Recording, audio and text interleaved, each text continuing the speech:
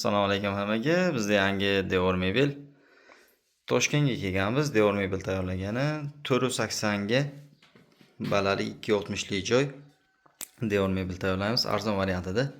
Ikkita chekkada garderob, bir chekkada yana polka, o'rtada taxmon bo'lyapti. Sekin ko'rsatib boraveramiz. Tayyor bo'lib qoldi. Mebelimiz tayyor bo'ldi. Kaspiy laminat to'qidan qildik. Buni ochirog'i ham bor. Shagrilga urilgani. To'q Kaspiy shagrilga urilgan laminatdan qildik. Xo'p, nimalar bo'ldi? Arzon variantda, o'sha orqasi devor holatda qolgan. Ichlariga o'sha g'aladon polkalar joylab berdik. Bag'da garderob. Xo'p, bu jenskiy garderob bo'lgani uchun bitta g'aladon qo'yilgan. Kiyimlar bemalol ilinishligi uchun. Xo'p, taxmonimiz 130 cm ga qo'yilgan. O'sha bemalol keng xotirjam sho'rati ko'rpalar. Xo'p, polkali joyimiz. Общий 4 qator polkasi bor. Bag'i muskoy garderob.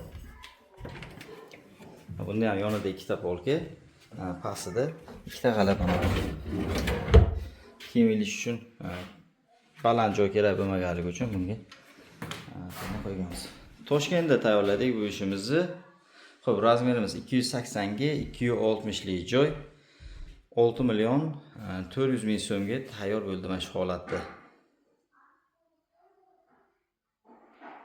Qanaqa chiqdi? Fikr mulohazalar kommentariyada kutib qolamiz. Sog' bo'linglar.